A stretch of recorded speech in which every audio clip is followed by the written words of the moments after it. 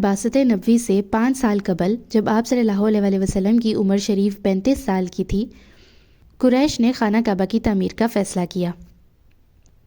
وجہ یہ تھی کہ کعبہ صرف قد سے کچھ اونچی 4 دیواری کی شکل میں تھا۔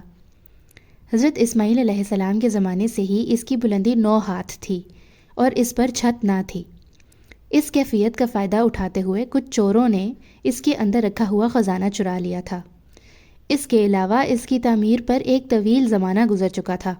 عمارت خستگی کا شکار ہو چکی تھی اور دیواریں پھٹ گئی تھیں۔ ادھر اسی سال ایک زوردار سیلاب آیا جس کے بہاؤ کا رخ خانہ کعبہ کی طرف تھا۔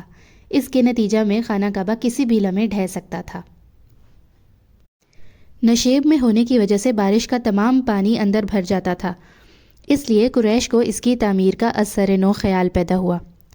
جب تمام رؤسائے قریش اس پر متفق ہو گئے کہ بیت اللہ کو منہدم کر کے از سر نو بنایا جائے، تو ابو وہب بن عمرو مخزومی، جو کہ رسول اللہ صلی اللہ علیہ وسلم کے والد عبداللہ کے ماموں تھے، کھڑے ہوئے اور قریش سے مخاطب ہو کر یہ کہا کہ دیکھو، بیت اللہ کی تعمیر میں جو کچھ بھی خرچ کیا جائے وہ کسب حلال ہو، اور زنا اور چوری اور سود وغیرہ کا کوئی پیسہ اس میں شامل نہ ہو، صرف حلال مال اس کی تعمیر میں لگایا جائے۔ اللہ تعالیٰ پاک ہے اور پاک ہی کو پسند کرتا ہے۔ اس کے گھر میں پاک ہی پیسہ لگاؤ، اور اس خیال سے کہ تعمیر بیت اللہ کے شرف سے کوئی محروم نہ رہ جائے، اس لیے تعمیر بیت اللہ کو مختلف قبائل پر تقسیم کر دیا گیا کہ فلاں قبیلہ بیت اللہ کا فلاں حصہ تعمیر کرے گا اور فلاں قبیلہ فلاں حصہ تعمیر کرے گا۔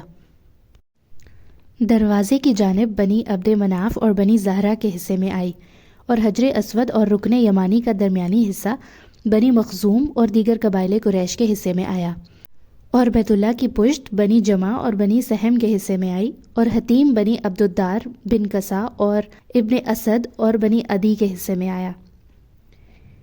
اسی اثنا میں قریش کو یہ خبر لگی کہ ایک تجارتی جہاز جدہ کی بندرگاہ سے ٹکرا کر ٹوٹ گیا ہے۔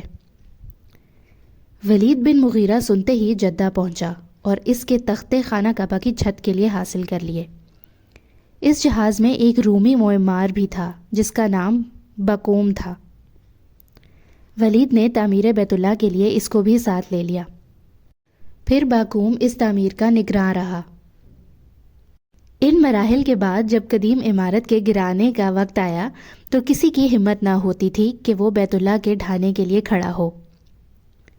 بالآخر ولید بن مغیرہ مخزومی نے ابتدا کی اور یہ کہا، اے اللہ، ہم صرف خیر اور بھلائی کی نیت رکھتے ہیں، معاذ اللہ ہماری نیت بری نہیں، اور یہ کہہ کر حجر اسود اور رکن یمانی کی طرف سے ڈھانا شروع کیا۔